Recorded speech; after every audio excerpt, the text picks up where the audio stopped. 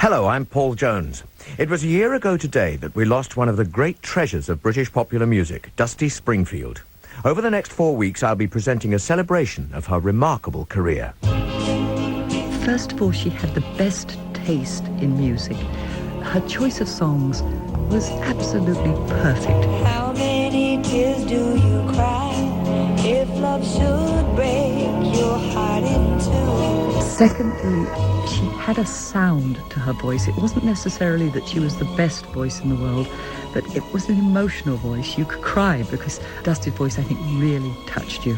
Dusty's voice, I just was in love with it because that voice was the only voice that could interpret what I had in mind when I wrote a melody. She had this soul sound in her voice which came from deep within her. There's nobody who will ever sound like Dusty Springfield. I close my eyes and count to 10, and when I open them, you're still here. I close my eyes. It was an experience to work with Dusty because Dusty is one of the top 10 singers in the world. She would sing from the head, from the chest, falsetto, all kinds of different techniques. She has to be in tune, she has to sing the right part. And it was fantastic. End result was great.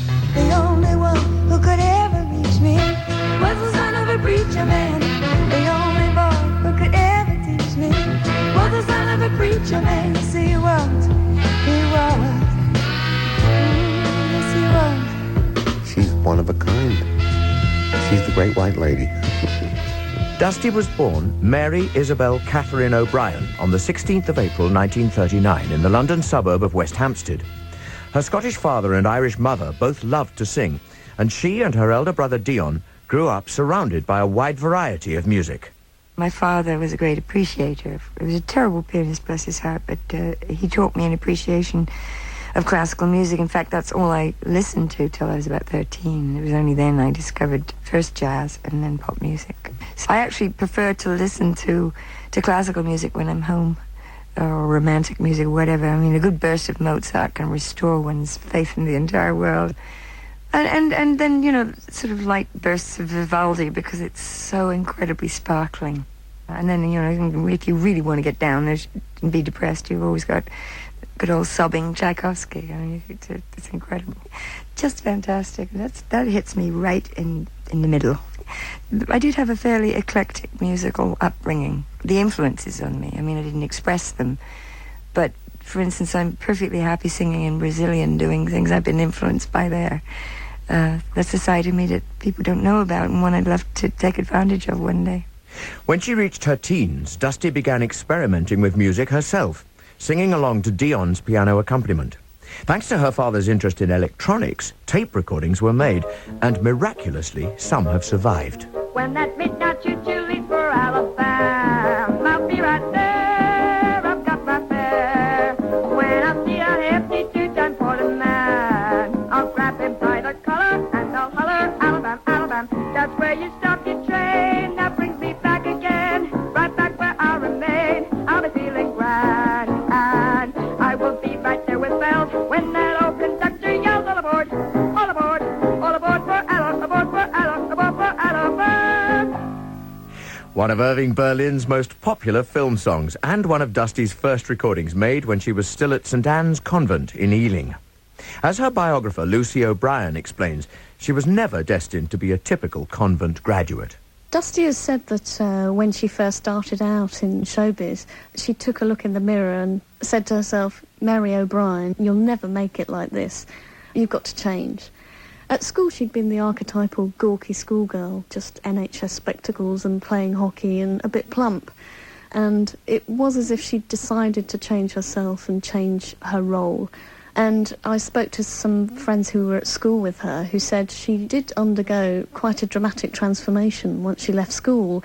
They all met about a year after they'd left school and they couldn't quite believe it. Then their collective jaws hit the ground when in walked this very attractive young woman with the blonde bouffant and very sophisticated outfit. Dusty's first tentative stage appearances were guest spots on her brother's cabaret act. And this led to a full-time professional engagement, singing with the Lana Sisters. Dear Pete, dear Barry, dear Ted, dear David, dear Mr. DJ, dear Barry, that new record you've been playing, Would you please play it again tomorrow and dedicate it to Donnie and me? You see, it's sort of our song. Well, it was our song until tonight. Mr. DJ. I answered an ad on the stage for established Sister Act needs member, and I thought that would be a hoot.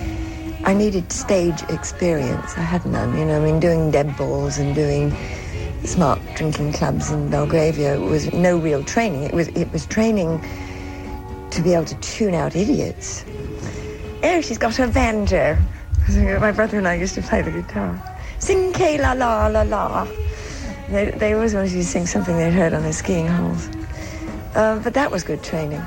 But I knew that if I joined something that, an act that actually worked, not in this sort of semi-amateur way, but actually got booked by Tito Burns and things, that actually went and did American air bases. Oh, and that's tough, if you can survive that. So in that way, it was good, tough training. All together, girls, 1, 2, 3. Keep your mind turned, keep your hands on the wheel. Keep your snoopy eyes on the road ahead. We're having fun, sitting in the backseat, kissing and hugging with Dusty was on quite a steep learning curve after she left school, and her first big job really was with this female trio called the Lana Sisters. And essentially it was a variety act, and they used to play butlins and they used to tour around the country, and they used to sing, as Riss Chantel, one of the Lana Sisters, said, we used to sing very fast and panic-stricken. So there's a sort of light entertainment jazz, for want of a better word. The Lana Sisters was a really good preparation for the Springfields.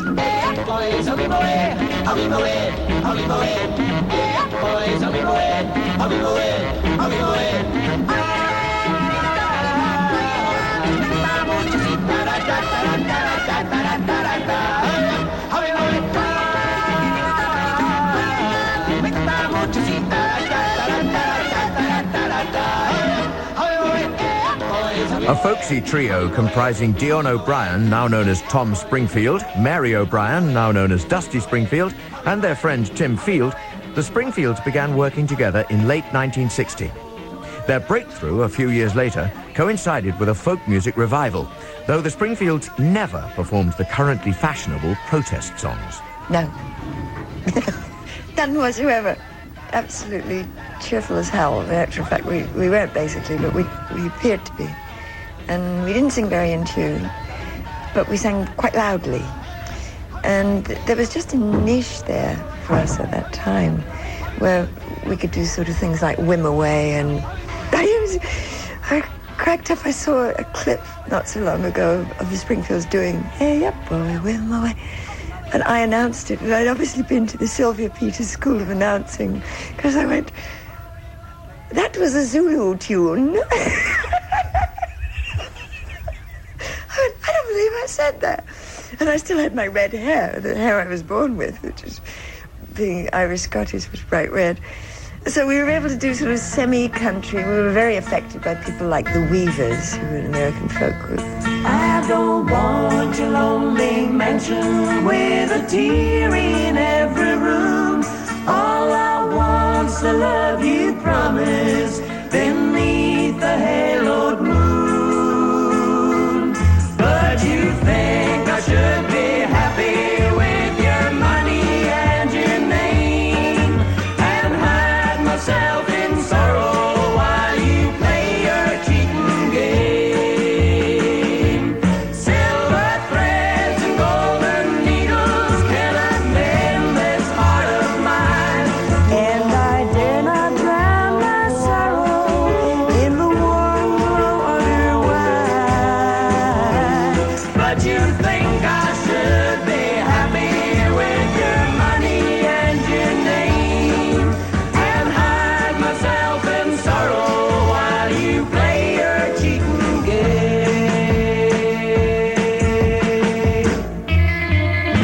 We managed to make sort of a record that sounded semi-country, which is an enormous hit in the States. So they sort of grabbed us off there thinking we were a country group, and we weren't remotely. I mean, they were writing songs in the morning and expecting us to sing them in the afternoon. It took us 3 weeks to rehearse one verse for something, so it was a pretty frightening experience.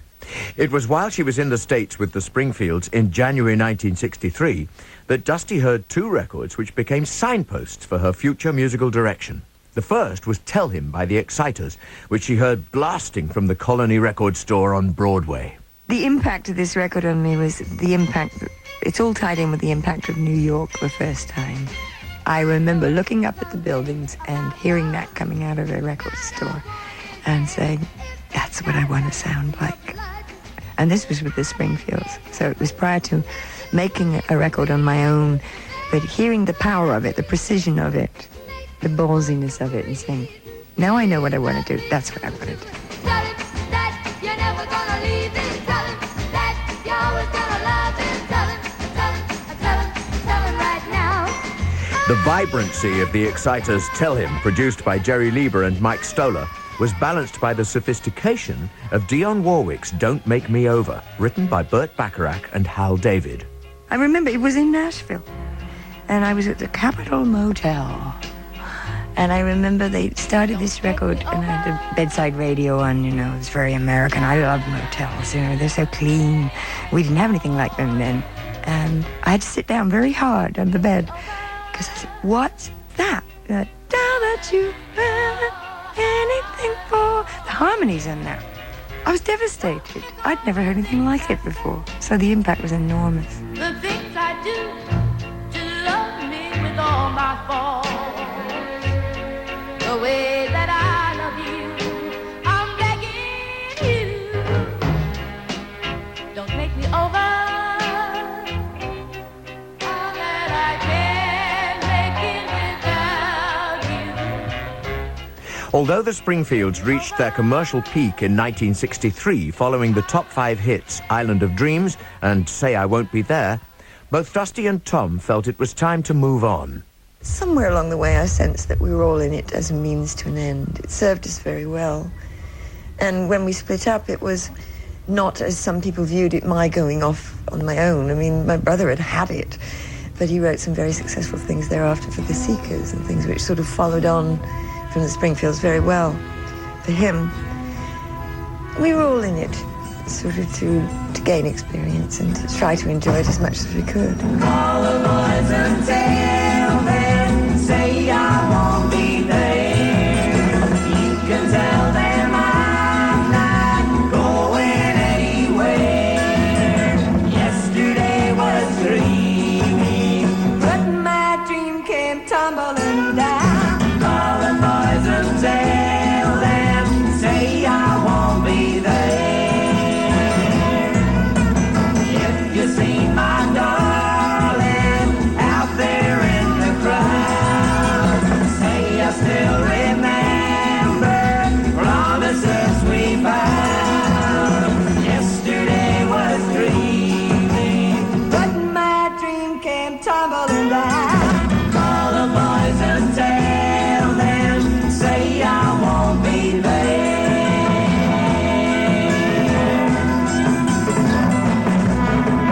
Bring me back my darling, be my friend for a life. Oh, I don't want no new lover, I just want a true lover. All the boys and tell them I won't spoil their fun. Everyone they're dancing, but I'm the only one.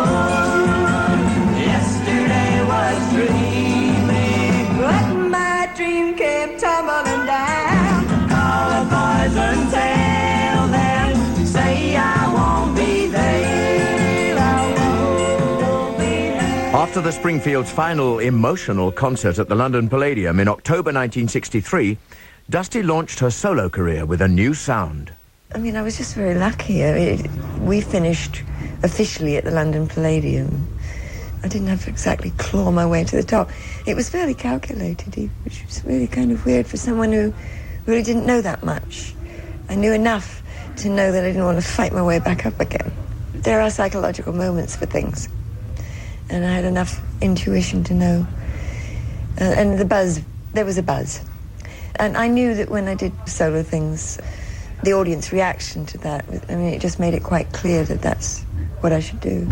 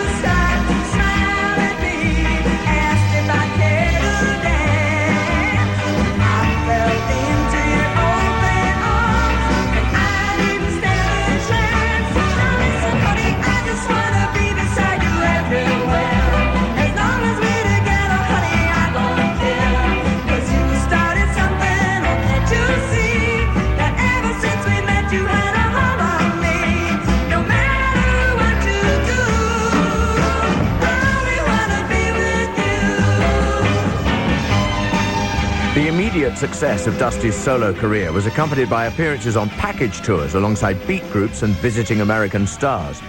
Simon Bell, who later became one of her backing singers, was among the army of young fans mesmerized by the new look Dusty.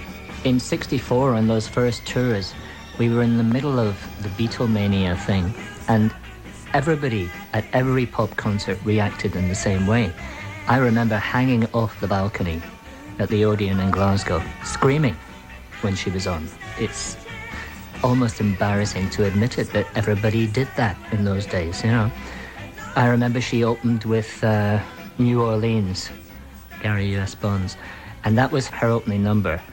And she really did a really contemporary act, punctuated, of course, also with the ballads that she was known for, because she did so much more than everyone else. She covered such a vast spectrum of music, you know. She covered a lot of floor, I remember. She danced around a lot, doing those dance steps that only Dusty could do, and I think we all did at home in the mirror. And the hand movements that we all grew to associate with her. She did all that stuff, but she was incredible.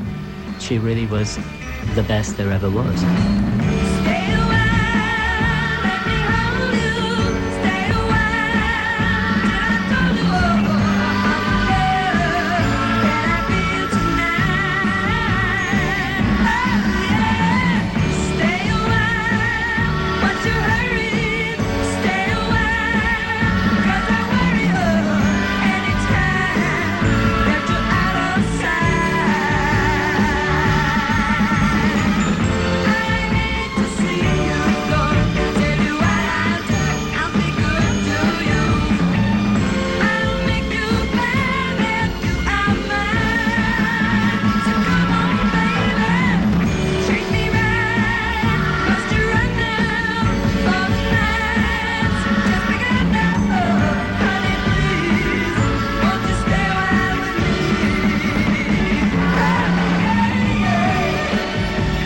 Regularly seen on television and heavily featured in the music press, Dusty was as famous for her image as her music. Exaggerated eye makeup with mascaraed lashes and dark shadow and a piled-up blonde beehive hairstyle became her trademarks. Dusty's friend and backing singer in the 60s, Madeline Bell. He was very insecure, and the heavy makeup, the heavy kajal, black makeup, that was a mask for her, because she could hide behind that. But also, she was only 5'2", 5'3", so she would wear heels all the time, and she'd wear her hair back comb, because it made her taller. All of these things, she studied this character. She said herself, I made Dusty Springfield. I am Mary O'Brien, but I made Dusty Springfield, because image was all very important at that time, and her contemporaries were Cilla. Well, Cilla was redhead, And so was Lulu. But basically, so was Dusty. So there was no way there was going to be 3 redheads. Dusty had always been known to be blonde. And she used to sit in Vidal Sassoon for hours, having her hair bleached in tears. I sat there many times and watched them while they bleached her hair. They had 2 juniors standing on either side with hair dryers on cool, blowing it onto her head so that they could turn this red hair into blonde. You know, she went through a lot of pain in that girl to be Dusty Springfield. But she was original. Around this time, Dusty formed her own backing group, the Echoes, featuring trombonist Derek Wadsworth.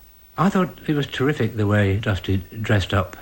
I think that there later became a fashion for dressing down in a kind of grungy look later on in rock and roll, but Dusty never got to that stage. I mean, she'd been brought up with her parents, going to the cinema like we did, knowing that a singer should look glamorous. And just as she worked at every other aspect of her craft, she worked at glamour as the way she saw it. I don't think underneath all the makeup she was a especially striking girl. She was good looking, but she wasn't a sort of natural beauty, but she worked at her beauty just the same way she worked at her voice and worked at the other aspects of her craft. I did catch her one morning in all the years I knew her by surprise without the eyelashes on, and she was a kind of fresh-faced country girl underneath it all. A handsome, fresh-faced country girl. I don't think she ever quite got it out of her head that she should have looked like Judy Garland or Doris Day. She had a kind of look that was hers. It was a kind of a modified screen goddess. I just don't know what to do with myself.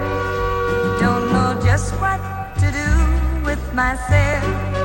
I'm so used to doing everything with you, planning everything for 2, and now that we're through, I just don't know what to do with my time.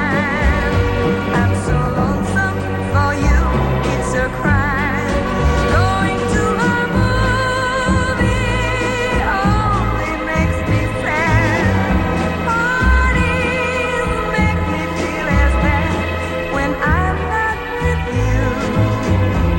I just don't know what to do.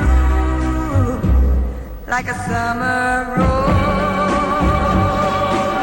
needs a sun and rain. I need your sweet love to beat all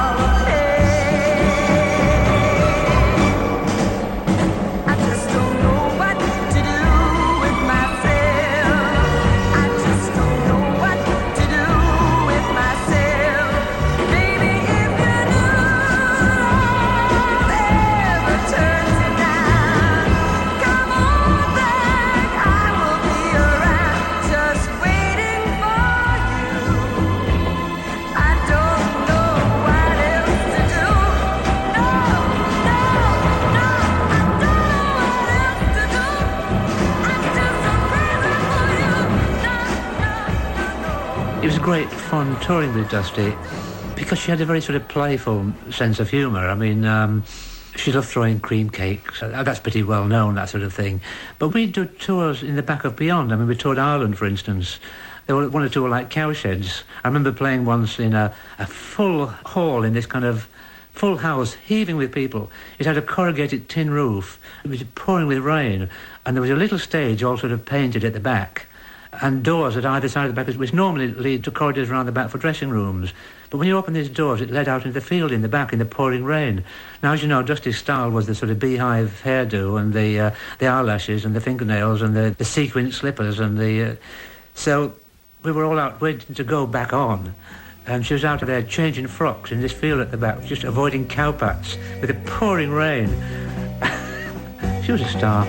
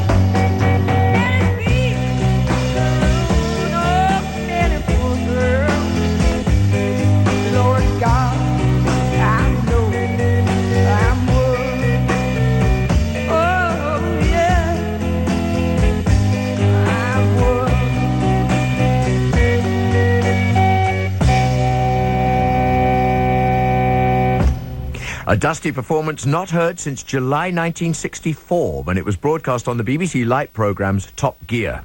And there'll be some more radio tracks in next week's programme, A Girl Called Dusty. Remembering Dusty Springfield was co-written by Pete Frame and the series producer Kevin Howlett, and is an independent production for BBC Radio 2 by Howlett Media Productions. I'm Paul Jones. I hope you'll join me again at the same time next week. Hello, I'm Paul Jones. Welcome to the second part of Remembering Dusty Springfield.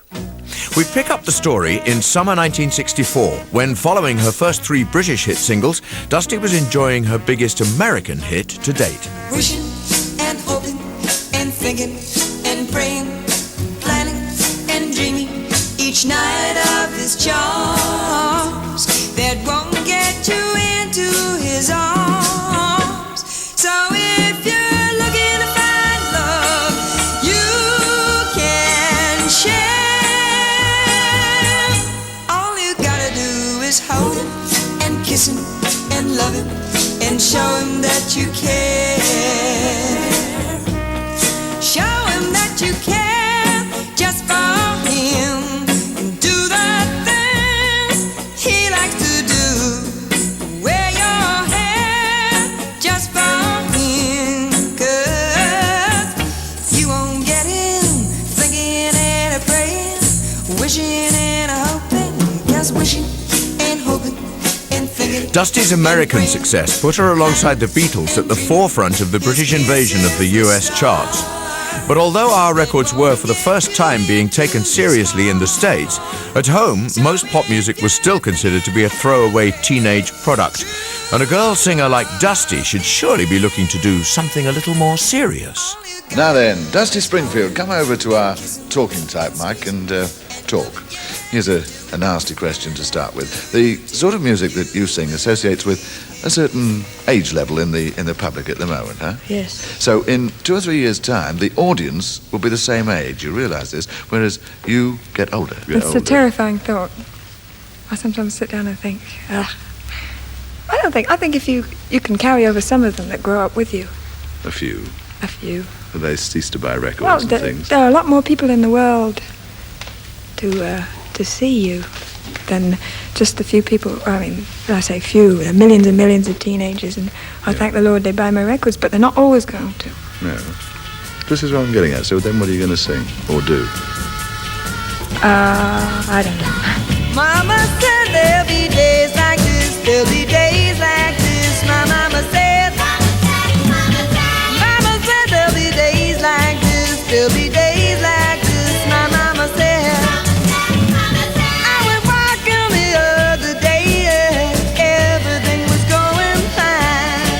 And then I met a little boy named Billy Joe, and then I almost lost my mind. Come on, Mama said there'll be days like this, there'll be days like this. My mama said. From her debut album, Dusty's version of the Shirelles' American hit, Mama Said. Far from being the acquiescent, non-thinking pop star, Dusty spent the days before Christmas embroiled in controversy, as her biographer Lucy O'Brien explains. In 1964, Dusty went through one of the most traumatic experiences of her career. She was scheduled to play in South Africa, and when she arrived, she realised that she'd be forced to play segregated audiences. She'd already stipulated before she went out there that she didn't want to play segregated audiences. She felt very strongly about civil rights, and she had a lot of friends, for instance, a lot of friends on the Motown label who felt really strongly about civil rights and apartheid. And as a result of that, she was actually deported from South Africa. She was the first British artist that happened to. And when she came back home, there was this storm of publicity about it, and people questioning her, even questions in the Houses of Parliament about why should this pop singer decide to take a political stand, and you should keep politics out of pop music. And she was really quite bewildered by that, and she was pilloried for it. You don't own me, I'm not just one of your many toys. You don't own me, don't say I can't go with other boys. And don't tell me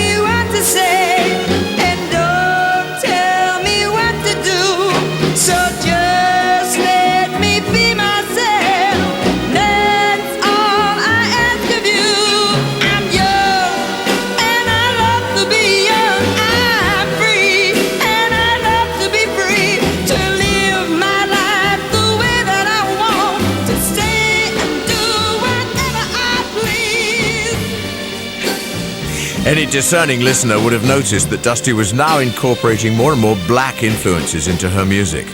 Among the fans who picked up on this was Simon Bell, later to become one of Dusty's long-term backing singers. She was really the coolest singer for that mod audience here in Britain. And in a way, it's amazing that she managed to do that. And when you consider that she had come from the Lana sisters into the Springfields, who were essentially an act for mums and dads, to suddenly reinvent herself overnight and be as cool as she was is an incredible feat. I think it's often forgotten how difficult that was, because Sandy Shaw and Cilla had really stronger credentials as kind of street artists in a way, because Cilla was a friend of the Beatles and had worked on The Cavern. Sandy Shaw, I think, was discovered by Adam Faith. And Dusty was a singer who had come through the ranks of showbiz and reinvented herself into this 60s icon. And it's incredible that she did it, and really that we all embraced her. Hopefully it's because finally she was doing what was true to her and hadn't been before. They told me I was such a fool to love you. They say that you're the kind who'd never be true. Pretty soon the day would come when I'd be the sorry one, but I said that I'm not afraid. Well, that's how heartaches are made. That's how heartaches are made. I went ahead and my heart opened the door. I gave you so much love, no one could want more. You pretended to be mine. How could you be so unkind with all the other girls you played? Well, that's how heartaches are made. That's how heartaches are made. From her second album, Everything's Coming Up Dusty, that's how Heartaches are made. Originally a top 10 American R&B hit for one of Dusty's favourite soul singers. Somebody who's not very well known in this country. A few of us, my friend Simon Bell definitely knows who Baby Washington is. She had, and people like Mitty Collier. There was a richness to the voice. It wasn't the fact, of course, they could do these marvellous turns in the voice with those quarter notes. It was the quality of the voice. I think she had great taste and an instinct to pick the right material. She was influenced by not necessarily the best known American soul singers, but people who did quality material. I'm thinking of Baby Washington and Maxine Brown, who aren't known over here, and actually probably aren't known in America. But she spotted that they had this great sound and sang great songs, and she was able to add to what they did because she was that bit more sophisticated than them. So when she covered their songs, although she was able to interpret them and keep the essence of what they did, she actually made them better because she was a better singer than they were. I think that was her real gift, was that she didn't just cover, she actually improved on just about everything she ever covered. Keeping time, oh yeah. I feel your heartbeat, and it's true to this heart of mine. Oh yes, it is. Hear my heartbeat, hear my heartbeat, hear my heartbeat, baby. Yeah. Unreleased at the time, Dusty's Ready Steady Go theme tune, Heartbeat. And it was on that coolest of all television shows in April 1965 that Dusty hosted a special pioneering program devoted to the sound of Motown. Among the artists featured was Martha Reeves, whose first meeting with Dusty was in the Brooklyn Fox Theatre in 1964. It was a 7-day engagement, and we stayed in the theater from 10 o'clock in the morning until 12 at night. We had 5 shows, and Dusty was having this fit she had bought for China, and she was throwing up off the wall, and she was cursing. I wanted to know what was wrong with her. And she looked around and saw me. She took no note of me. She kept doing it. So after a while, I said, what's happening, girlfriend? And she said, I'm having a party. She said, no one's here but me, and I'm having a party. I said, well, can I have a party with you? She said, yeah, okay. I'm bored, and I'm lonely, and I want to go home. And I said, well, what are you throwing the stuff outside the wall for? She said, this is the way I let off steam. She says, I'm getting rid of all of these anxieties and all of this frustration. And she said, well, where are you going now? Because she didn't want me to actually leave her. I said, I'm going to sing backup for Marvin Gaye. We would sing Stubborn Kind of Fella, Hitchhiker, and Pride and Joy off stage behind Marvin. And she said, well, I'm coming along. And the first thing you know, she was blending voices. So she became a Vandella backstage. Nobody knew who the other voice was, but we blended perfectly. We've been friends ever since. That's how I met Dusty. So she came back to the UK ranting and raving about the Temptations and Martha Reeves and the Vandellas and the Supremes. We were all on the same show together. And she was awarded the privilege to do a special. So she decided to invite the Motown Sound. There was the Temptations, and they took England by storm. The Miracles on the show, who had never been really introduced to the UK. Their first visit over, Stevie Wonder and Marvin Gaye. What a show. It was really good. A lot of us would not have been discovered, or our music would not have been played had not Dusty brought us and put us on that special. She brought the Motown Sound to England. Where does our love lie? In the middle of nowhere. Will it soon pass me by? In the middle of nowhere. Baby, won't you tell me what am I to do? I'm in the middle of nowhere, getting nowhere with you. Where did my heart lay? In the middle of nowhere. Where are the dreams I play? In the middle of nowhere. Listen to me, baby. Listen to my plea. I'm in the middle of nowhere, and it's worrying me. Over and over again, you tell me you need my love. If what you say is true, why can't we be together? Over and over you tell me I'm all that you're thinking of. Baby, you know that I love you, but I can't wait forever.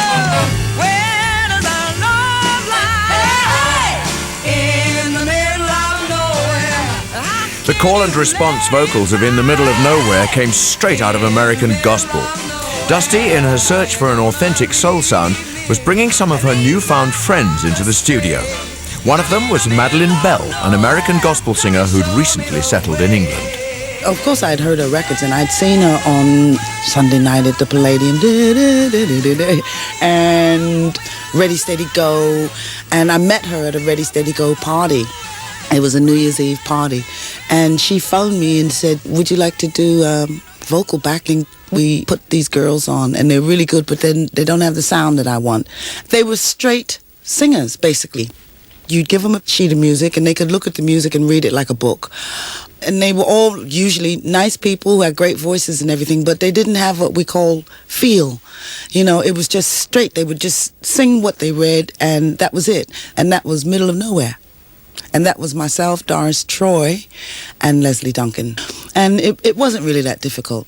We were all pretty good at, we could get harmonies instantly. It was just one of those things that you could pick it up straight away. And Dusty used to do sessions. We used to do each other's. And we would be in the studio all night sometimes. But the greatest part was that when they would come and hand her 6 guineas in an envelope at the end of the session, she'd be going, wow, and I even get paid. I've been trying hard to see just what you want of me, but it's no good, boy. I'm setting you free, 'cause I need you so much more. With each day that passes by, you don't seem to care. It's making me cry. So I'm packing up my bags, gonna make my getaway, get myself together. I can't go on this way, oh baby, baby.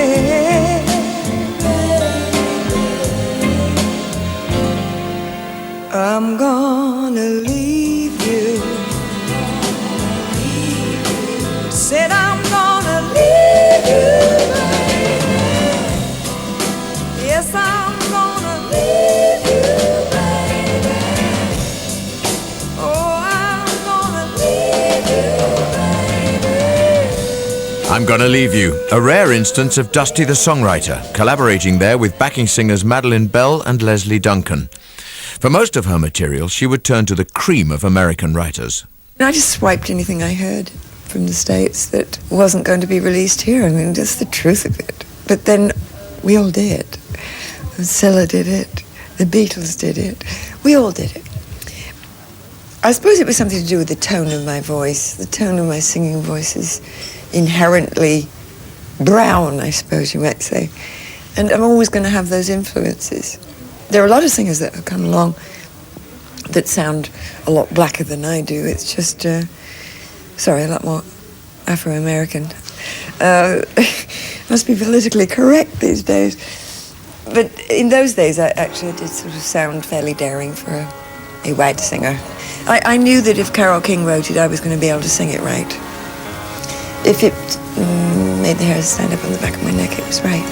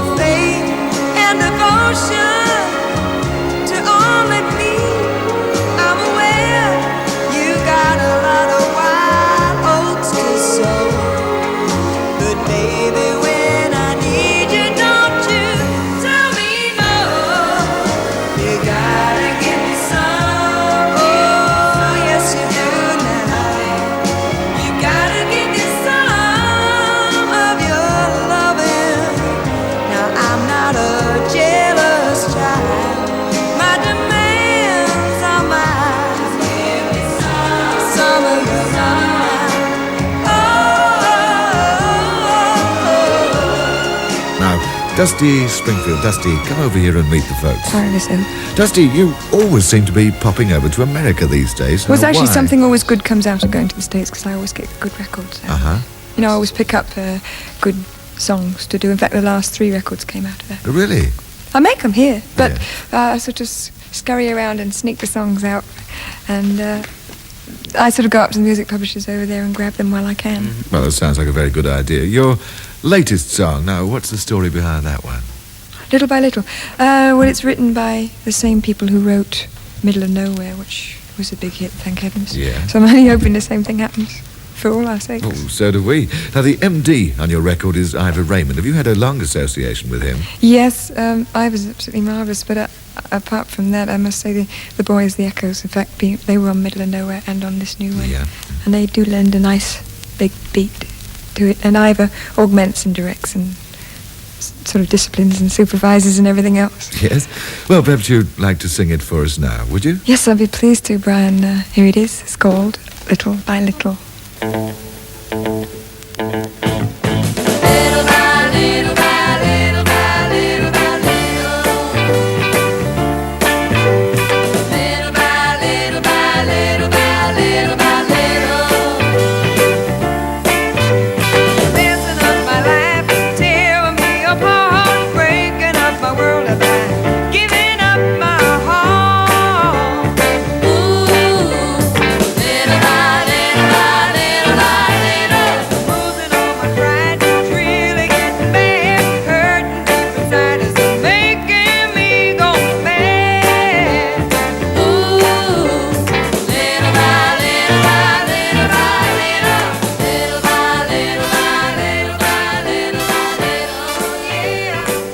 A BBC session version of Little by Little broadcast on Saturday Club in January 1966.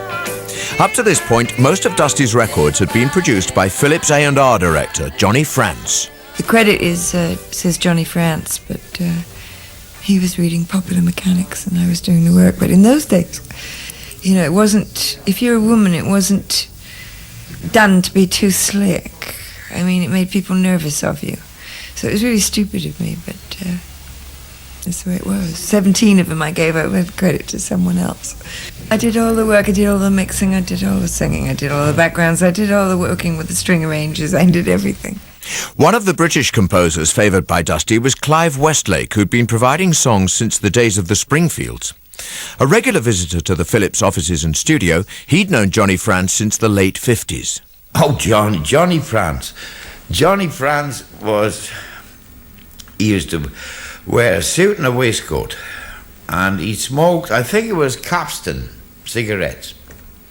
And you go into Johnny Franz's office, all the ashtrays would be full, and on his desk would be like 2 or 3 packs of cigarettes, and he'd sit there at his chair with a cigarette, and he'd have ash down his waistcoat, and I don't know what got him in the end, but he was a pretty heavy smoker. He was very, very reserved in a way, but a very nice person, very clever. Johnny was a musician. I think he had played with one of the big orchestras years ago, like maybe Ambrose or someone like that. He knew how to use other people, I believe. And I think he was the ideal record producer for Dusty Springfield. I can't see Johnny taking any nonsense from anybody. Or I couldn't see him taking any nonsense from anybody. But at the same time, I think he was a very sensitive person.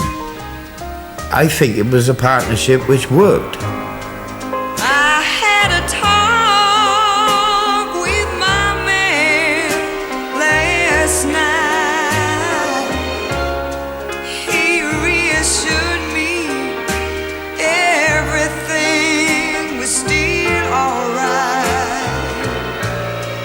As the night grew light, my blues got bright.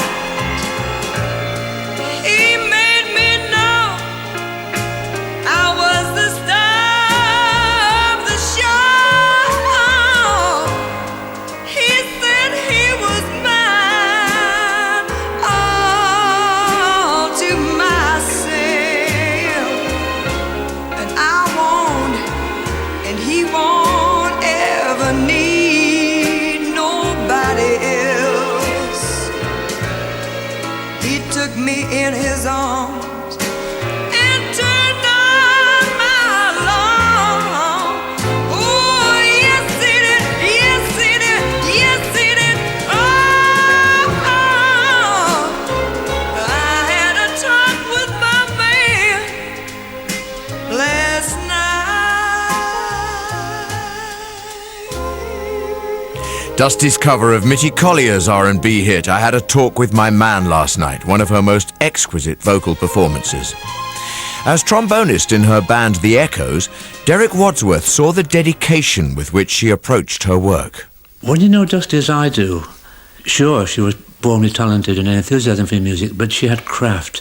She worked and studied and listened and analysed and tried to put these things into practice. Because the thing that was often said in tributes to her was, Dusty had a great voice.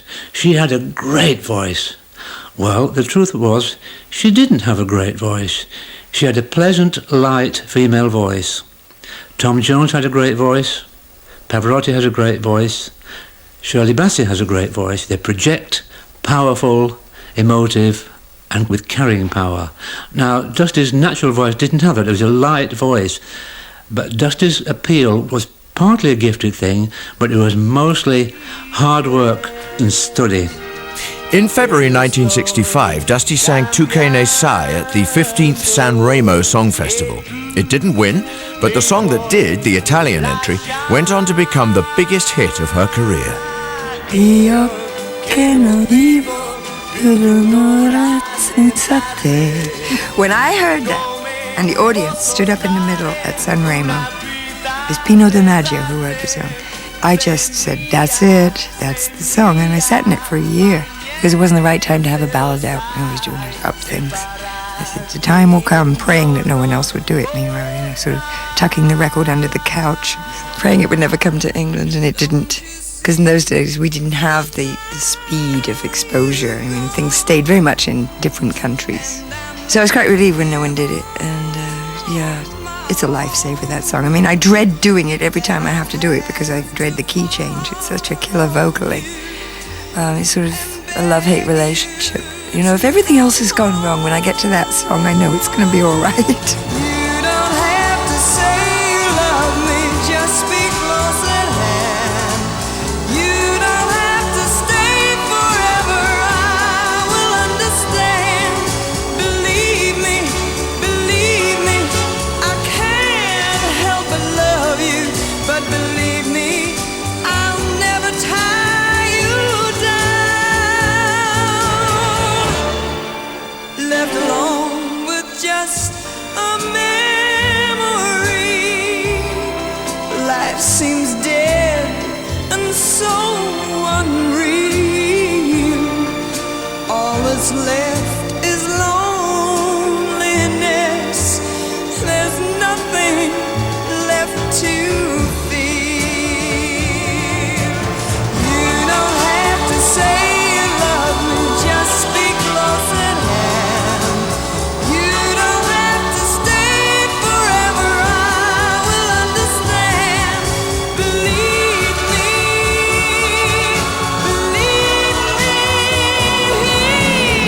you don't have to say you love me, just be close at hand. You don't have to stay forever, I will understand. Believe me,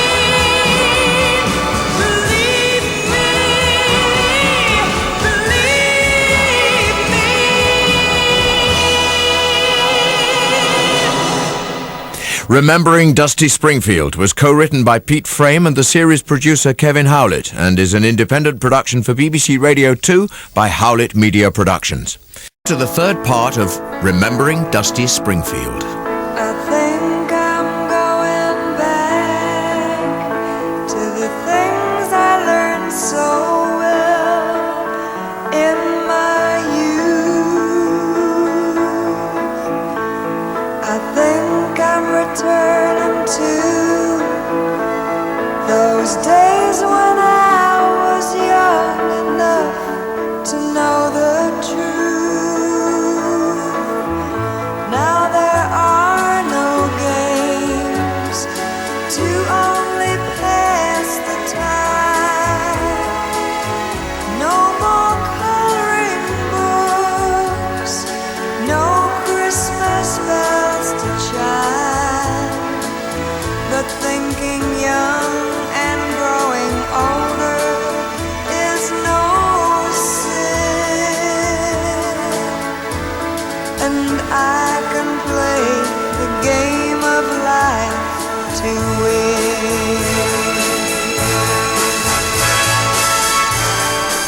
One of Dusty's best-loved recordings, the Goffin and King song Going Back, a performance so emotional that Carole King admitted that on first hearing it, she was moved to tears. That quote reduced me to tears. I had met her prior to that, and I always remember praising her, and she blushed. She was just so shy, incredibly talented. But I knew, as time went by, that she was fiercely possessive of going back. She wanted to do it herself. She was the writer, and it was a very special song to her. Something primitive, emotional feeling, and that's what I felt about the song. And she let me do it. And to have that praise from her when I did, I didn't, until I read the sleeve notes, I didn't know they'd asked her. I burst into tears because it was the ultimate accolade from someone who wanted to do it herself and to praise me for doing it and liking it. I just thought, I've never felt happier. Following her number one hit, You Don't Have to Say You Love Me, Going Back kept Dusty's career buoyant throughout the summer of 1966. She was not only benefiting from great material, but she was also surrounded by a support team she felt comfortable with. Her producer, Johnny France, a number of sympathetic musical arrangers, and her manager, Vic Billings, who also directed the career of her friend and backing singer, Madeline Bell. Vic Billings was Dusty's manager when I met her in 1964, 65. And to my knowledge, he was her manager for many years, but he was her manager when she was a star. He helped to make her a big star. And he was a strong man. He was gay, but he was a strong man. And he could talk to her like nobody else could and get away with it. You know, if she said, I'm not going to do this or I'm not going to do that, Vic would say, well, if you're not going to do it, you're the one they're going to sue. They're not going to sue me. And he'd put the phone down on her straight away, knowing that eventually she would think about it for a few minutes and she'd get back on the phone to him.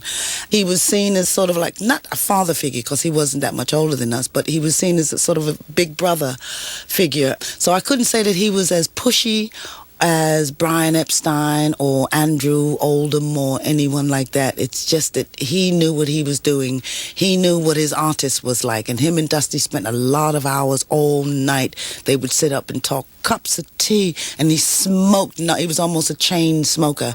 And we'd sit up all night long in Paddington Street, where he lived just off Marylebone Road, talking about what he was going to do and what she was going to do and how she wanted to go about doing things. And he was a lovely guy. I tried so hard all summer through not to think too much of you. But the more I try, the more I find I just can't leave the past behind. Times that are happy are times that are few. And once I was happy when I had you. The days have come and gone since you were here. Nights are twice as long without you near.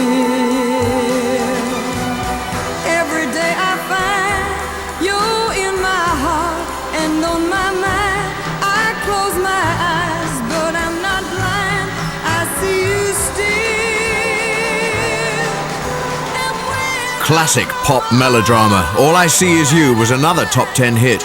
But strangely, one of her most enduring recordings was originally released as a B-side. From the soundtrack of the James Bond spoof movie Casino Royale, The Look of Love was composed by one of Dusty's favourite songwriting teams, Hal David and Burt Bacharach. Dusty had already had Wishin' and Hopin'. She also had I Just Don't Know What to Do With Myself. And with The Look of Love, I was scoring Casino Royale. And the producer wanted her to sing the song in the picture, and I went and made the record with her. She's great. I can't say enough about Dusty. One of those special, unique voices. I totally enjoyed that experience of making that record with Dusty. The look of love is in your eyes. The look your heart can't disguise. The look of love is saying so much more than just words could ever say. And what my heart has heard, well, it takes my breath away. I can hardly wait to hold you, feel my arms around you.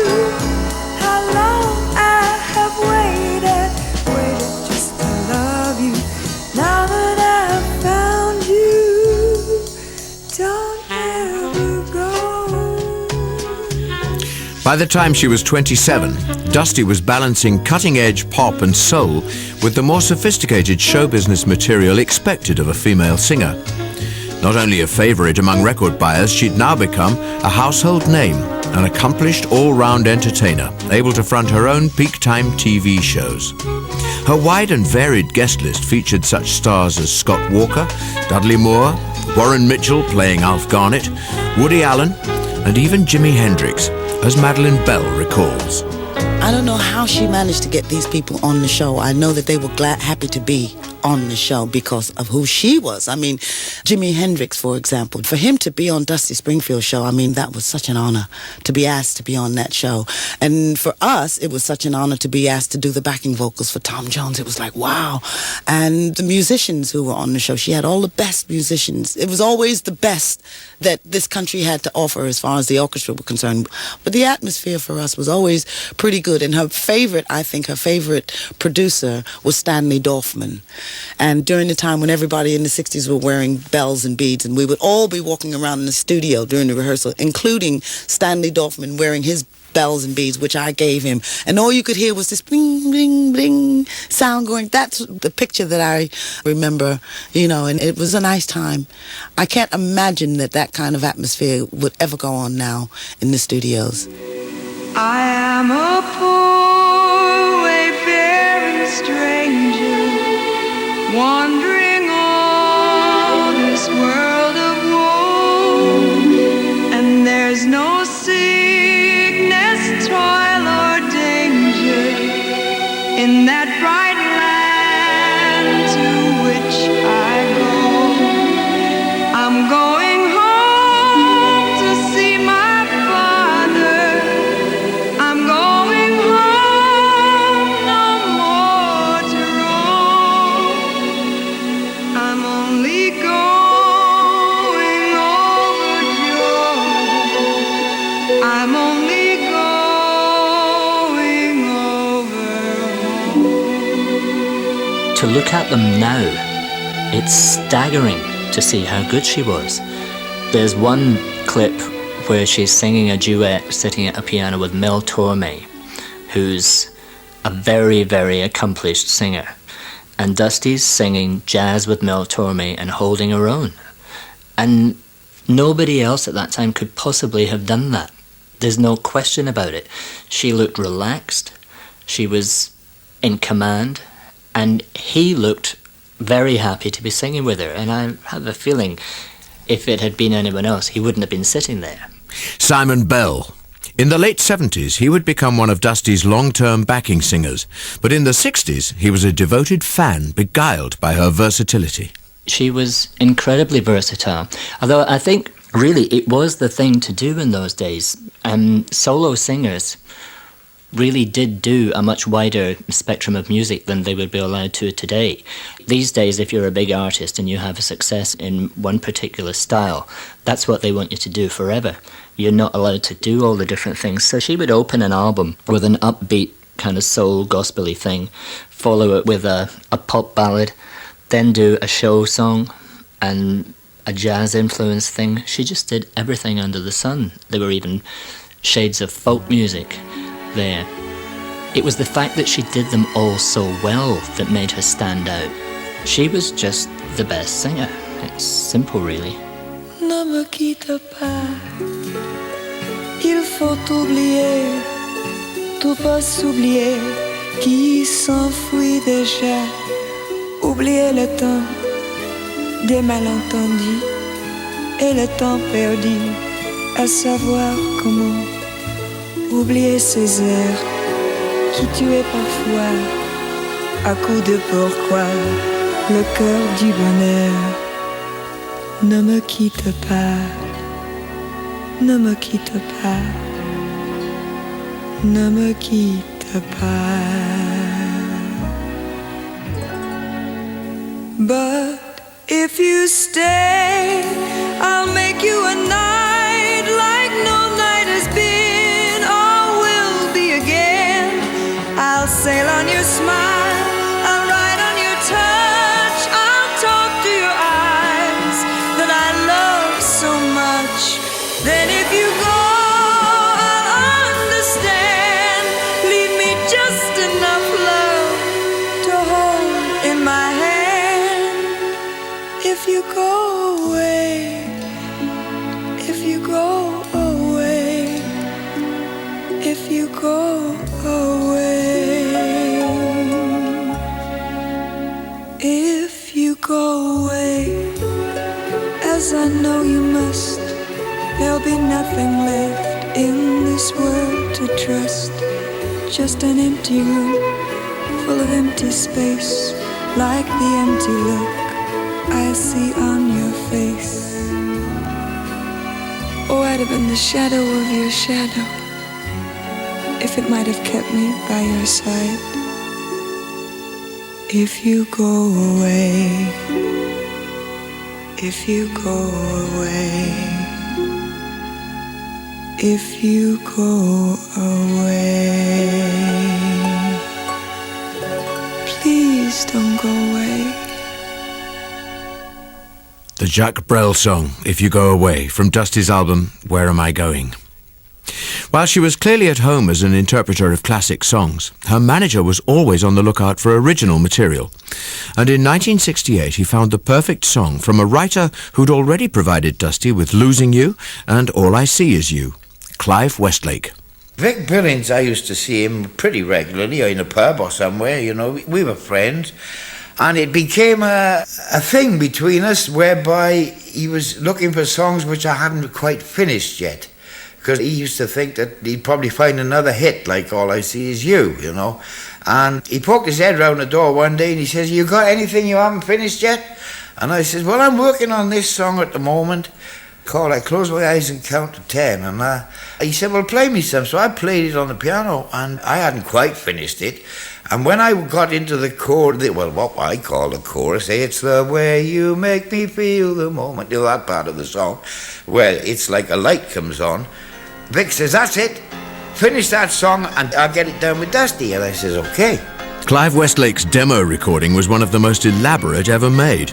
And once she heard it, Dusty was hooked. It isn't the way that you look, and it isn't the way that you talk. It isn't the things that you say or do makes me want you so.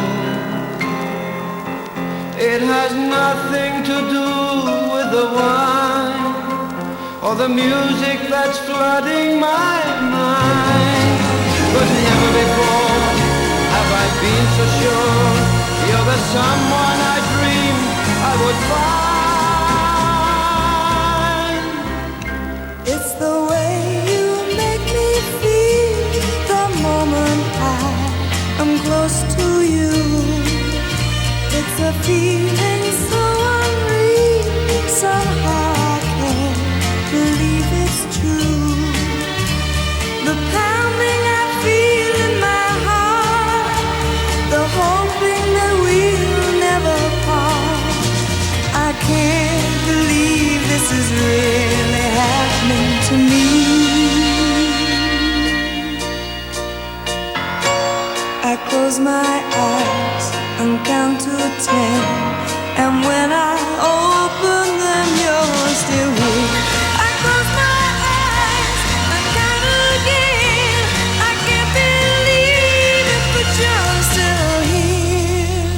We were strangers a moment ago, with a few dreams but nothing to show.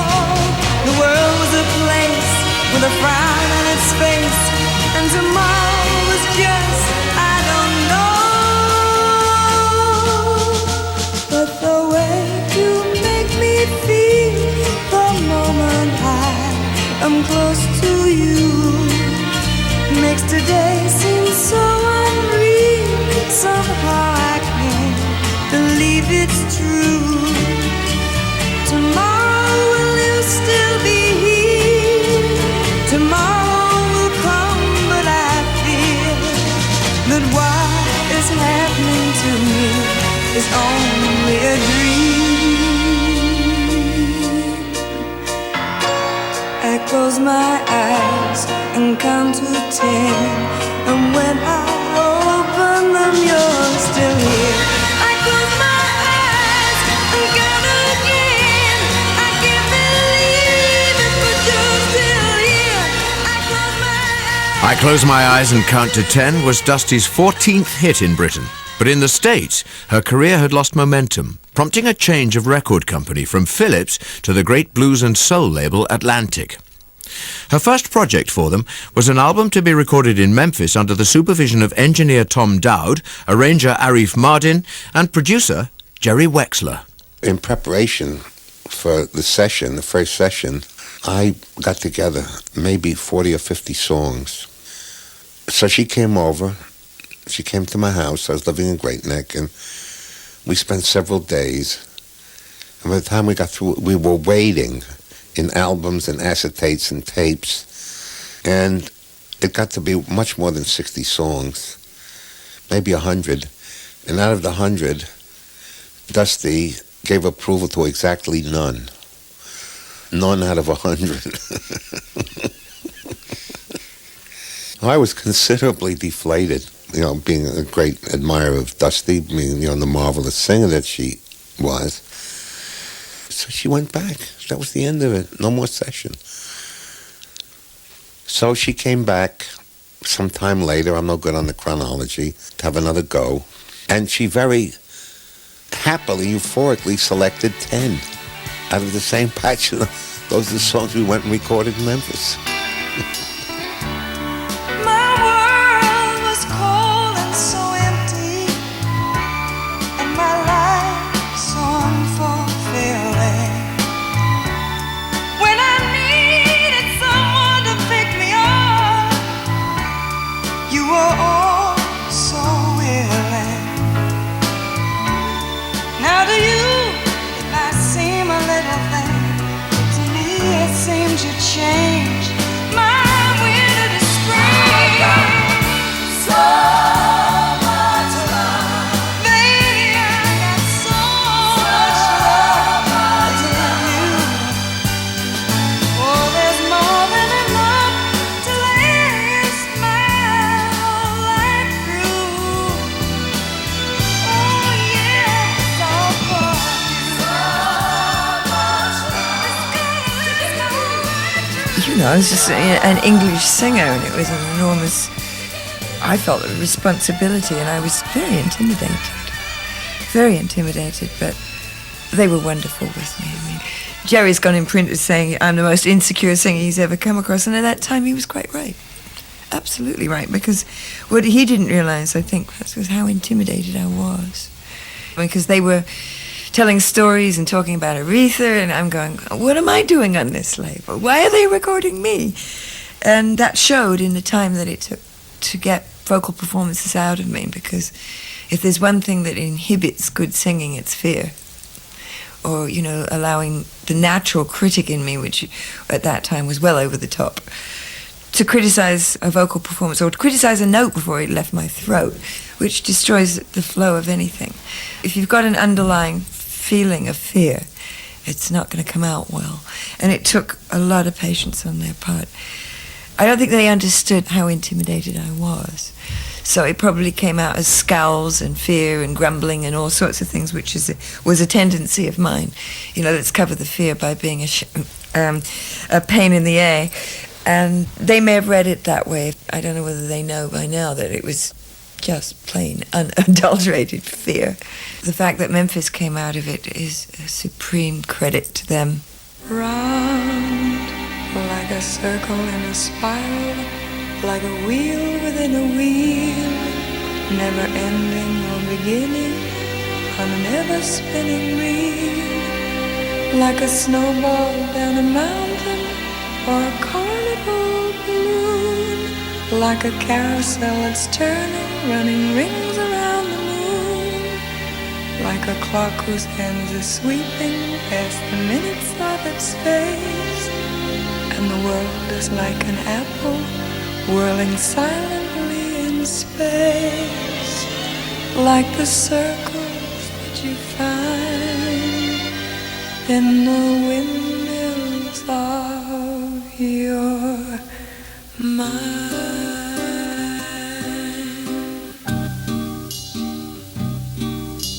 The only thing we had a major disagreement over was Windmills of Your Mind, as I did not want to do it. They knew it was an important song in a film. I didn't sing it in the film. It was played consistently through the Thomas Crown Affair, and that came up for an Oscar, so I think that they were thinking that was a good direction. I still don't like it, but what can I say, Jerry? Though the album was not a commercial success, Dusty in Memphis is now considered to be the finest of her career and one of the great albums of the 60s. Arif Mardin. Sometimes certain projects work. When Tom and I started to do the different sweetenings on that, I think every part came together. I mean, if it ended up as being a classic record, like Bette Midler always listened to that record, I know, it's because, obviously, Dusty's genius, and then what we were able to build around her as arrangements. I mean, I experimented. There was one song, In the Land of Make Believe, an obscure Bacharach song. We experimented with string quartet that sounds like Ravel's string quartet. I mean, you know, it was such luxury to be able to do these little things. Your loving hand caresses my face. We embrace tenderly. Never will we part. Deep down in my heart, you are always here with me. You are always here with me.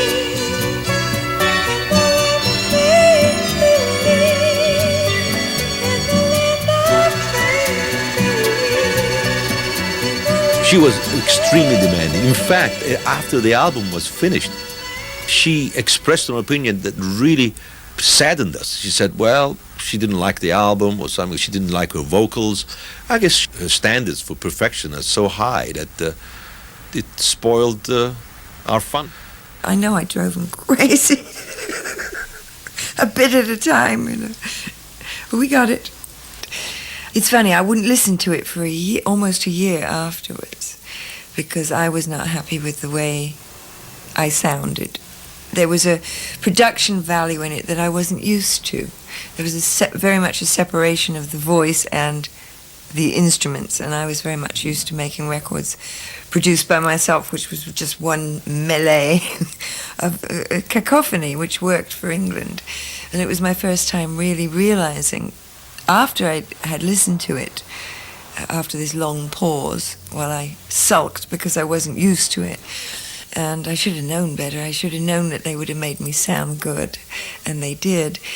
I think there are about 6 tracks on there I'm really proud of. Now, the rest I just wipe out. But 6 for me is pretty good. Billy Ray was the preacher's son, and when his daddy would visit, he'd come along. When they gathered round and started talking, Cousin Billy would take me walking. Out through the backyard we go walking. Then he looked into my eyes. Lord knows to my surprise, the only one who could ever reach me was the son of a preacher man. The only boy who could ever teach me was the son of a preacher man. Yes, he was. He was. Yes, he was.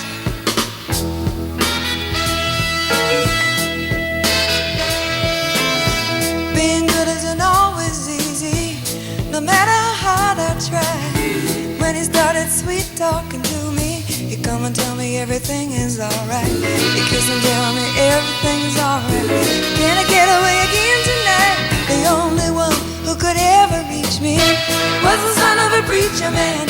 The only boy who could ever teach me was the son of a preacher man. Yes, he was. He was. Lord knows he was. Yes, he was.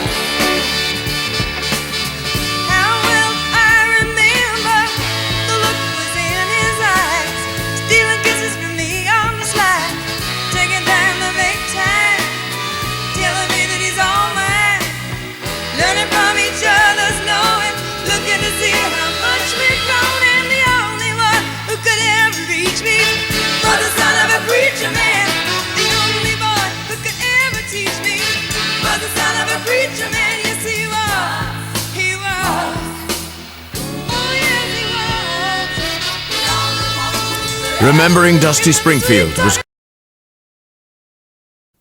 How can I be sure in a world that's constantly changing?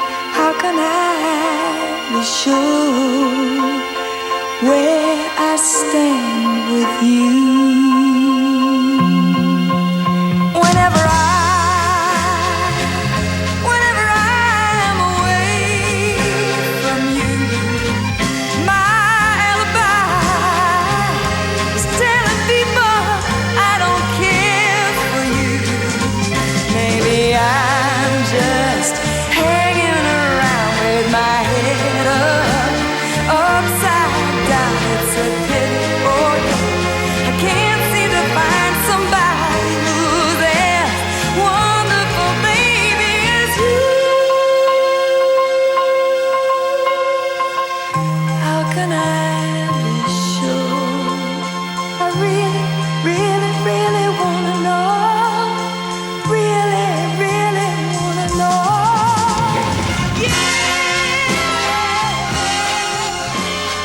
A minor hit from 1970, How Can I Be Sure? It was an apt title for Dusty, expressing the confusion she felt as she began to lose contact with her audience. Early in the 70s, I sensed that they were beginning to have enough of me. And I was certainly beginning to have enough of the disenchantment I was feeling. You know, I didn't know what else I could do I could stand on my head or strip or whatever it was. And they weren't that impressed anymore. And my ego was getting a little bit... I don't know, it's just that it wasn't stimulating anymore and it wasn't fun anymore. And it's very nice that one can have a job where it is fun. And I think it's essential that it is fun, otherwise it comes over that you're jaded. And I needed that sense of fun, of enjoyment in the work, because it wasn't coming over. It all became very serious and almost a drudgery. Somehow, it seems the love I knew was always the most destructive kind. Yesterday, when I was young, the taste of life was sweet as rain upon my tongue. I teased life as if it were a foolish game, the way the evening breeze may tease a candle flame, the thousand dreams I dreamed. To rejuvenate her flagging career, Dusty decided to move to Los Angeles and concentrate on the country that had always provided musical inspiration. But as Vicky Wickham, a friend since Ready Steady Go days, explains, this only added to her troubles. She looked at America, at people like Nancy Wilson, Peggy Lee, Ella Fitzgerald. Yes, they were a bit older than her, but they were singers, which she was, and she felt that there was a career and that there were the venues were open there. I know what went wrong, was management. Management did not understand Dusty. I mean, she wasn't easy. She definitely was temperamental, like most artists are. And instead of really talking to her, working out what she couldn't do, so they put her into what I suppose it still survives, like the hotel circuit, which includes Vegas and now includes Atlantic City, that type of thing. But, you know, working hotel rooms night after night, which are very impersonal, you get people that are just transient that are coming through. She hated it and virtually said, I don't want to do this. And then, of course, management went, well, you know, then we don't know what to do with you. And she'd started to drink. And I think the drink and the drugs became a way of life because she wasn't working that much. So she was filling the time with that. It was disastrous. I mean, she had a really horrendous existence. Dusty's former backing singer, Madeline Bell, was shocked to see the changes in her friend. I saw her in America when I was there with Blue Mink in 1973, and we were all in the dressing room afterwards, and this person tapped me on the shoulder and said, aren't you going to speak to me? And I didn't know who she was. She had on this big hat, and she was completely changed, completely. I just thought, who is this person? And then eventually I realized who it was. But I mean, for somebody like me not to recognize who she was instantly. So it was really sad, you know, and it got to the point where they used to be on the newspaper stands, whatever the headline was. And whenever I saw something about a pop star, something had happened to a pop star, I would dread it because I would think it would be her because I had heard about some of the things that she'd gotten up to in America. She's a sweetheart, except when she's moody. It's hard to get through to her then. Depressed for a while when the youngest was born. Oh, but that happens now and again. Oh, she might take a drink with the housework, or when Michael's kept late at the shop, a martini or two before dinner. But she always knows when to stop. She said, I swear I love my husband and I love my kids. No, I wanted to be like my mother, but if I hadn't done it as soon as I did, well, it might have been time to be me. For myself, for myself. So many things that she wishes she don't even know what she's missing, and that's all she knows that she missed. The Barry Manilow song Sandra from Dusty's first album in 5 years, It Begins Again, which had cost over $400,000 to record and was given the most expensive promotional campaign in Phonogram's history. Released at the height of punk and new wave, the album was a commercial disaster, despite Dusty's enthusiasm. Her secretary, Pat Rhodes, who'd known her since the days of the Springfields, saw her disappointment. When she came back in 78 to release It Begins Again, she was quite optimistic. And I think she found it very hard because it wasn't easy to pick up from where you left off. You see, if you leave this country, let's face it, audiences are very fickle. And suddenly the press were very anti-her. I don't know why, but they were very anti-her. And I think she got very disillusioned. I think she was quite hurt, in a way, because she'd left here in a blaze of glory. And it didn't seem to be there when she came back. Despite the setbacks, Dusty returned a year later for a comeback concert at the Theatre Royal in Drury Lane. A former fan from Glasgow, Simon Bell, had now realised his dream and was appearing on stage with Dusty as one of her backing singers.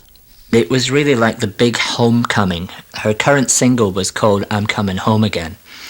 And when she got to the chorus of the song and got to that very line, the audience just erupted into this huge emotional outpouring, and she couldn't sing. She just had to stop singing, but everyone knew, and it was a wonderful, wonderful occasion. And she continued to sing the verses, and every time it got back to the I'm Coming Home Again line, the audience would respond, and she'd be in tears again. It was great. I'm not as crazy as I used to be. Some of my devils upped and left me free to find a quiet space. I'm not as out of place. I'm not as lonely as I was before. I don't go in unless there's an open door to leave by. I'm starting to believe my own existence has a right to be.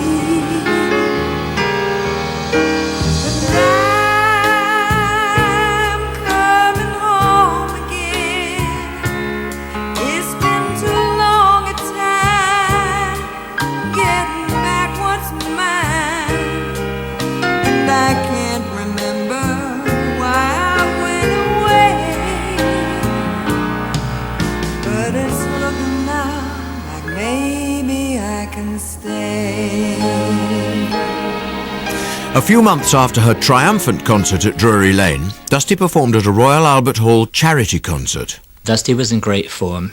She looked wonderful. She sang great. The audience were really, they were almost worshipping at the shrine that was Dusty. It was kind of a strange experience. There's the famous remark that Dusty made about the audience where she said how nice it was to see that the royalty wasn't confined to the box, having observed that the front row was almost entirely full of queens. And apparently Princess Margaret didn't think that was so funny, but I actually find it hard to believe that she didn't see the humour in that. Quiet, please. There's a lady on stage. She may not be the latest rage, but she's singing, and she means it. That deserves a little silence. Quiet, please. There's a woman up there. She's been honest through her songs long before your consciousness was raised. Ah, doesn't that deserve a little praise? Put your hands together, help her along. All that's left of the singers, that's left of the song. Rise to the occasion. Give her one last celebration. From her 1979 Royal Albert Hall concert, Quiet Please, There's a Lady on Stage, written by Peter Allen about his mother-in-law, Judy Garland. Dusty obviously felt similarities and parallels. The efforts to overcome a self-destructive lifestyle, the fanatical adoration of a gay following, and the vulnerability of a legendary diva. Well, I think divas have this sort of rather... It's not the word... Neurotic is the wrong word, but there's a sort of tension. And it's very real. I am tense. Not now, but I certainly am when I'm worrying about things on stage. And I think that edge makes it an uneven performance, but in the high parts of it, it creates an atmosphere of, God, is she going to explode? Or is she even going to get through the song? Is she going to finish this act? You know, what's going to happen next? And I think that living on the edge quality is what makes audiences quite enjoy themselves. They make them out sweating. Certainly I do. And exhausted, but they think they've had a very good time.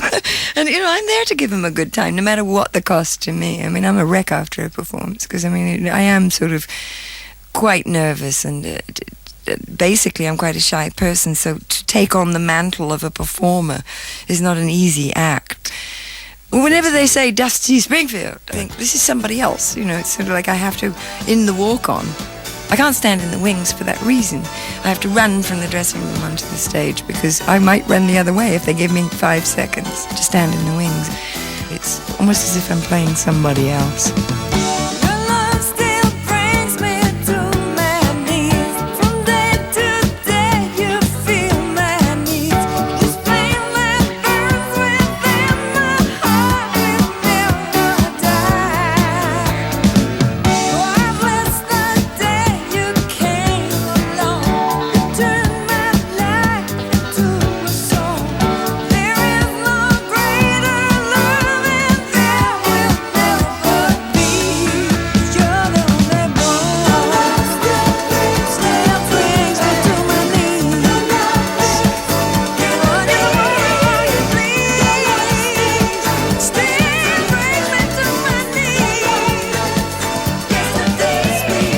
From 1980, one of the great Dusty tracks that got away, Your Love Still Brings Me to My Knees. After 7 more wilderness years, Dusty experienced a remarkable comeback, thanks to the ultra-hip and successful Pet Shop Boys. I knew who they were. I couldn't see where I fit in it, but and I couldn't see that actually for the first night of the recording session, because I have a tendency for overkill, to complicate matters, because I don't think my voice is enough. Therefore, I have to invent this kind of vocal decoration and acrobatics and stuff. And really, you can't do that to a Pet Shop Boys song. They write songs that are meant to be sung rather plainly. And they were so patient. They let me go through all these gymnastics. And they weren't saying anything. I suppose they were a bit frightened I might blow up or something. You know, they'd probably heard I was temperamental or something. And I just went in and said, "What do you want?" And they said, "The sound of your voice."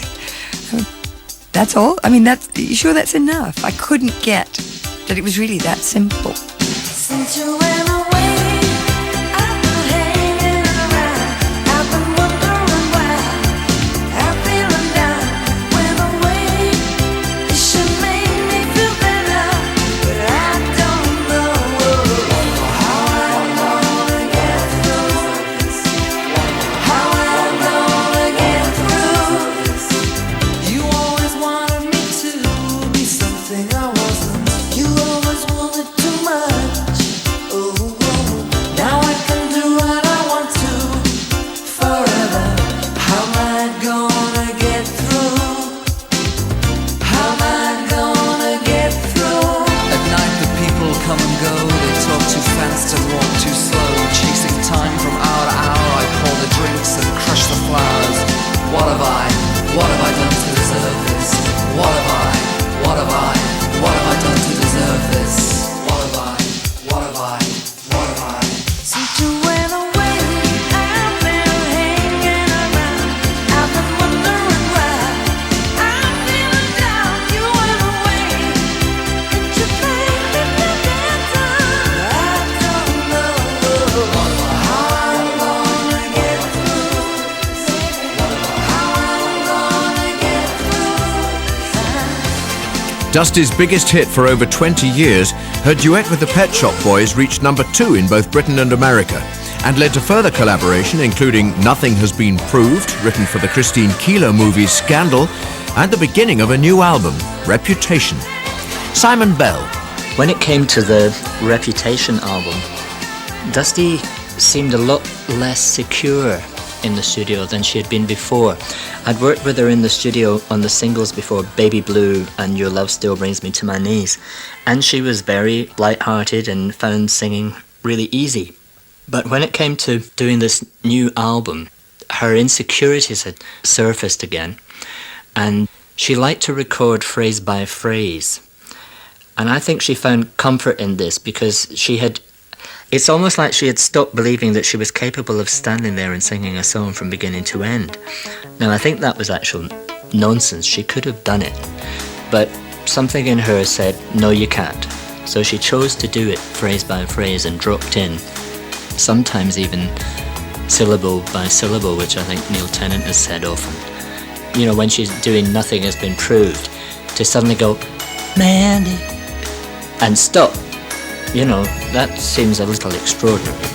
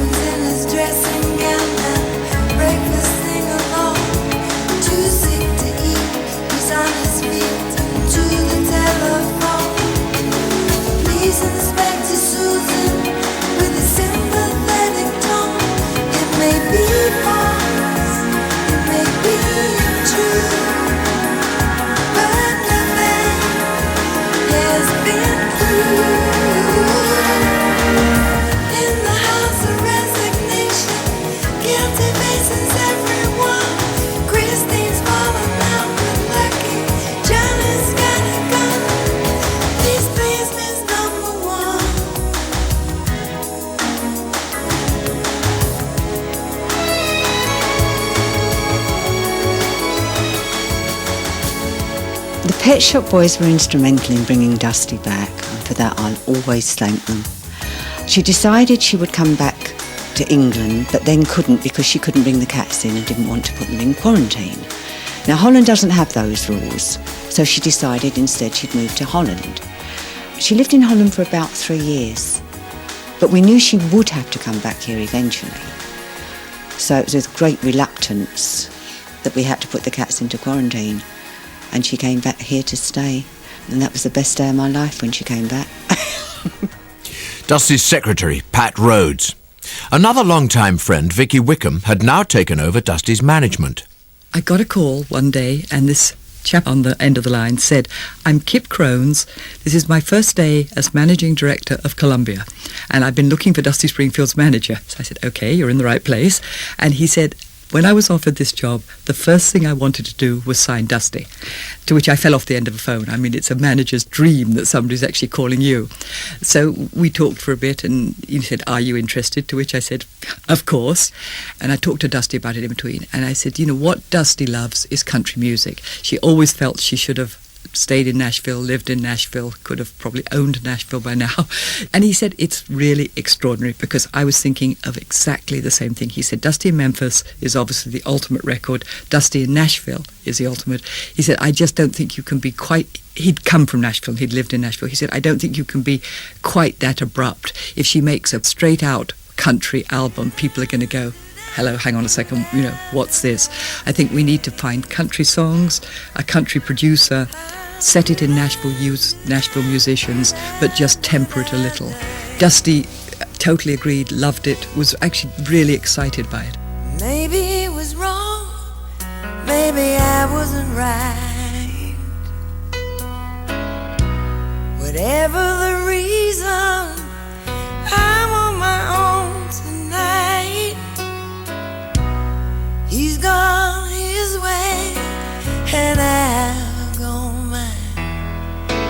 But I bet you hear that story all the time.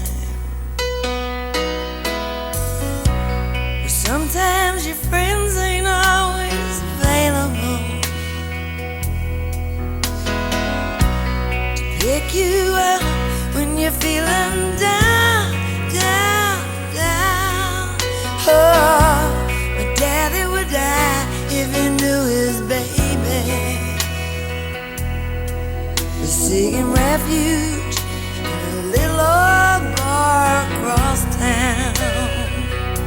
So tell me, where is a woman to go when she's feeling low and all she wants to do is feel a little better? Tell me, where is a woman to go when she's feeling low and all she wants to do is feel a little better? Won't you tell me where is a woman to go? The problem is, Dusty really didn't feel well in Nashville, and it's really hard when somebody has been difficult and is difficult and tends to make things more difficult and complicated than there are. When somebody says, I don't feel particularly well, and that you're so used to it, you go, okay, fine, but let's get on with it, etc. So the sessions were really slow. Dusty did have quite a few problems with her voice in Nashville, and we had to see a throat specialist many times over there. And the specialist couldn't understand why he couldn't put it right, because now we know why. It was obviously she was already suffering from the cancer. But she really enjoyed her time over there.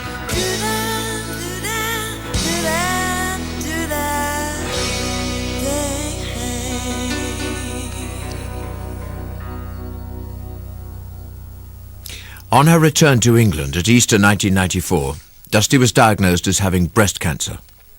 The release of the album, A Very Fine Love, was delayed for over a year while she underwent treatment.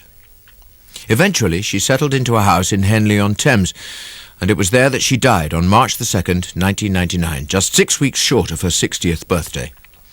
During her last months, she received 2 honours, the awarding of the OBE and her induction into the Rock and Roll Hall of Fame.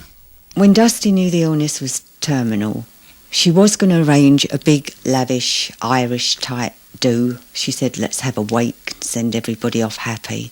Well, unfortunately, that didn't happen. But she did say she wanted to stop the traffic in Henley, and she wanted her 2 black horses. Well, she got her 2 black horses.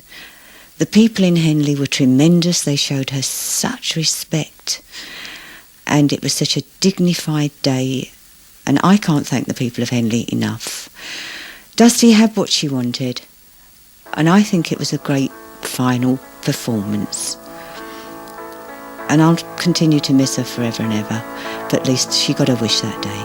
I think I'm going back to the things I learned so well in my youth. I said to somebody that day, do you know what? A lot of my life just died today.